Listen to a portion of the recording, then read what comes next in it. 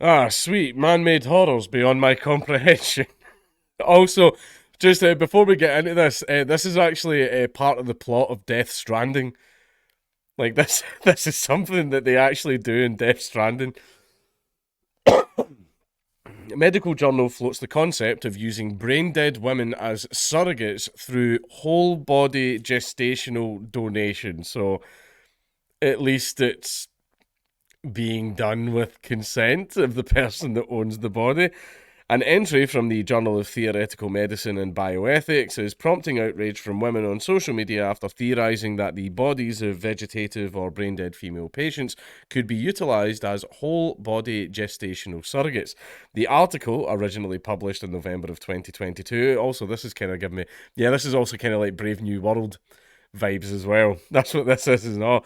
A little bit of Aldous Huxley in there as well. It's titled Whole Body Gestational Donation and floats the concept of utilising vegetative women's entire bodies as surrogates for prospective parents who wish to have children but cannot or prefer not to gestate. I wonder why at some point in the future people might not be able to have children. I wonder what it could be related to.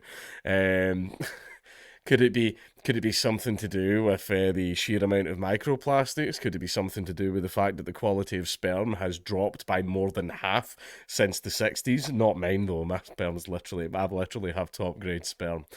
I'm not even joking. Tested by nurses, tested by scientists. Grade A. There would be an S grade if we were in Japan. I got that good sperm. See, whenever I come in my sock and I set it next to the bed, the next morning I wake up and that sock's in the hall. That's how good my guys swim. What was I talking about? Oh, yeah, a horrific dystopian future. I'm just, and also I says, maybe another reason that couples aren't able to gestate in future might have something to do with a company that rhymes with Shizer or something like that. I'm just saying. Written by Anna Smajdor, a professor of practical philosophy at the University of Oslo, Norway, the article proposes that it may be viable to utilise the donated bodies of women for gestational purposes in the same manner as donated organs are used. I suggest if we are happy to accept organ donation in general, the issues raised by whole body gestational donation are differences of degree rather than substantive new concerns, Smajdor writes in her abstract. As with many surrogacy arrangements, commissioning parents may prefer to create an embryo for implantation using their own gametes or those of donors. Thus, impregnation could be a surgical affair preceded and followed by appropriate hormonal therapy to ensure maximal chance of success. Referencing previous theories by Israeli medical professor Rosalie Baer, Smajdor considers that the bodies of female patients in persistent vegetative states or those who have experienced brain death could be used as whole body incubators for surrogate children. Baer proposed that female patients in a persistent vegetative state who had given prior written consent, I've got a feeling that bit might not be listened to. Could function as surrogates. Embryos would be placed in the woman's uterus and gestated to term, Smajdor says. How long is this article? I don't want to go through the entire thing because I think it's just kind of fucked up, isn't it? PVS is a state where patients exhibit no signs of perception and communication or awareness of self. Because the brainstem is not impacted, those in PVS may still be able to breathe on their own and demonstrate some forms of consciousness, including opening their eyes, experiencing sleep-wake cycles, or making facial expressions. Patients may recover from a vegetative state, but it is classified as persistent or permanent after a window of time has passed. Brain death, however, is the loss of all neurological functions following a serious trauma or injury. According to the National Kidney Foundation, patients diagnosed as brain dead have no brain reflexes and are unable to breathe on their own. Brain death is considered a legal death, as in, as soon as they unplug the machine, that's it, you're gone.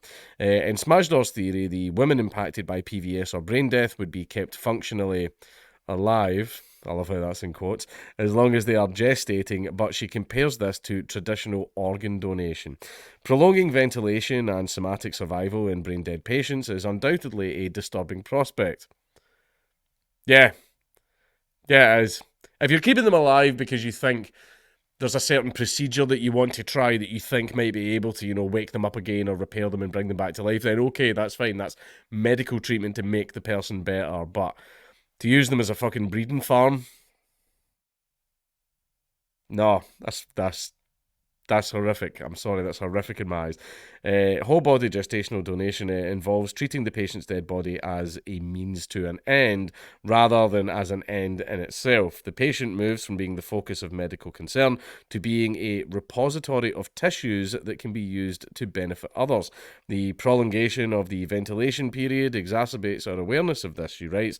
Yet, this is already part of our organ donation process. Organ donors are almost invariably patients who are already being ventilated as part of their medical treatment. If the patient is deemed to be a suitable organ donor, ventilation will be continued along with other interventions to ensure that the organs will be maintained for transplant in optimal condition. Thus, we already prolong ventilation in order to facilitate organ donation. It's just, yeah, I get that because one thing that I will say as well, when it comes to organ donation, I'm down for if you can haul it, you can have it. Like my whole body itself is still going in the oven, and then I want my ashes loaded into a cannonball and ideally thrown inside Scottish Parliament while everyone shits on the floor like G.G. Allen. I'm just going to put that out there now. Those are my final wishes. But this is different. My organs, I'm like, oh shit, my eyes could help someone see. My liver, nah, never mind that. My lungs, nah, never mind. I wouldn't if I'm being honest. But all my other stuff, like my kidneys and everything like that, those could all go and save lives. Those could all go and save lives. So I'm down for, if you can haul it, you can have it. It's all going in the fucking oven anyway. There's no point in wasting it, right? When I could, save a bunch of lives of people that are sick. But using a brain dead person to create babies, I don't know. This is the problem. I can't communicate why it feels so fucked up to me, but it does. It does. And me and my wife went through IVF. We went through IVF, but my wife was awake, for that. And she's I say awake. She's like 7, 8 months pregnant now. She sleeps a lot. Fucking lazy bitch. But like this, I don't know. There's something I don't like about this. There's something that just really, I can't explain it. I'm getting something in my gut that this is something that the government will abuse in some way. Because imagine being able to create a completely off the record person. Do you know what I mean? These women are all in a facility giving birth to babies that, could have had all manners of stuff done to them while they were in the womb, all kinds of experimentation and stuff like that. And you've got a person who's like off the record. No birth certificate, no nothing. Can be taken away and raised somewhere, be it into some kind of fucking super soldier or used for other purposes, which we will not go into detail about today. I suggest that brainstem dead men would also have the potential to gestate. Brainstem dead men would also have the potential to gestate, meaning that the pool of potential donors is further increased. I already do mean sperm, and that certain feminist concerns might thus be assuaged. The prospect of male pregnancy is not, as many would imagine, fanciful or a piece of science fiction, Smashdor says, adding that the liver is a promising implantation site because of its excellent blood supply. Smashdor concludes the article by claiming that the concepts outlined in her journal entry could only be seen as outrageous if traditional cadaverific organ donation process is also called into question. The entry has caused an uproar on social media, especially amongst women's rights advocates who already challenge the ethical implications of surrogacy. Surrogacy itself, I don't really have a problem with because consent is being given, but I just don't. I don't know. This article's kind of making me sad. There's a bond between mother and baby that's unlike anything else. There's like this bond between them.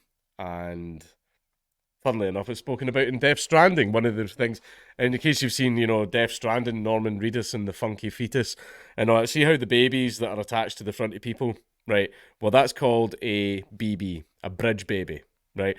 Now, bridge babies are babies whose mothers went into a total vegetative state or are brain dead. So they were just lying there completely brain dead, but the baby was still in the womb. So what they did was they take the baby out at a certain amount of weeks, they put it in one of those little pods to simulate the mother's womb. And basically, because of that, the baby still has a spiritual connection to their mother, who is now brain dead.